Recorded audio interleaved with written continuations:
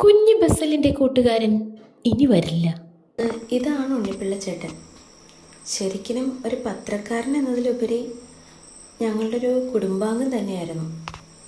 എന്നും കാലത്തെ സൈക്കിളിൻ്റെ ബെല്ല് കേൾക്കുമ്പോൾ തന്നെ നമ്മുടെ കുഞ്ഞു ബസ്സിൽ വേഗം ഭയങ്കര സന്തോഷമായിട്ട് കയ്യൊക്കെ അടിച്ച് കക്ഷി നീന്തി ഫ്രണ്ടിലത്തെ മുറിയിലേക്ക് പോകും. അപ്പം അതിന് കാരണമുണ്ട്.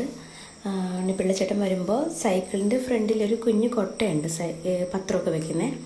അപ്പോൾ ആ കൊട്ടയിലിരുത്തി ഒരു 2 റൗണ്ട് നമ്മുടെ കാർ ഷെഡിൽ തന്നെ 2 റൗണ്ട് ഒന്ന് ചുറ്റിയിട്ടാണ് പോകാറുള്ളത്. അപ്പോൾ വീട്ടിൽ ഇപ്പോൾ കാറുകളും ടൂ വീലറൊക്കെ കിടക്കുന്നതുകൊണ്ട് ഇപ്രാവശ്യം ചേട്ടൻ പറഞ്ഞു, വണ്ടികളൊക്കെ കിടക്കുന്നതുകൊണ്ട് ഞങ്ങളുടെ വണ്ടിക്ക് പോകാൻ സ്ഥലമില്ല കേട്ടോ, അപ്പോൾ ഈ വണ്ടികളൊക്കെ ഒന്ന് മാറ്റി തരണം എന്ന് പറഞ്ഞു.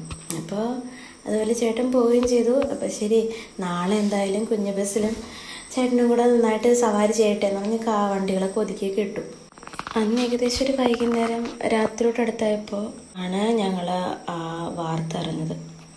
ഉണ്ണിപ്പിള്ള ചേട്ടൻ മരിച്ചു, അറ്റാക്കായിരുന്നു. ആക്ച്വലി ഞങ്ങൾക്ക് ഒട്ടും അക്സെപ്റ്റ് ചെയ്യാൻ പറ്റിയില്ല, ഞങ്ങൾക്ക് ആർക്കും ഒട്ടും അക്സെപ്റ്റ് ചെയ്യാൻ പറ്റിയില്ല. കാലത്തെ ഈ ബസ്സിലുമായിട്ടുള്ള യാത്രയും പപ്പായിട്ടുള്ള കുശലും പറച്ചിലും വിഷമമൊക്കെ ആയി.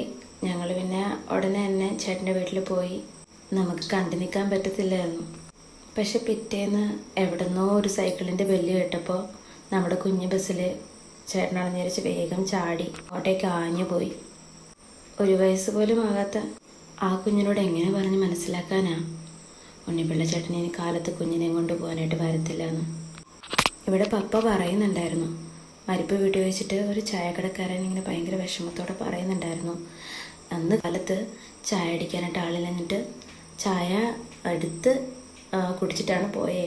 അദ്ദേഹം ഒരു ഓർമ്മയായിട്ടല്ല പോയത്, ഒത്തിരി പേർക്ക് ഒത്തിരി ഓർമ്മകൾ കൊടുത്തിട്ടാണ് പോയേ. So create moments that others will remember you by long after your role in their life has passed. Thank you.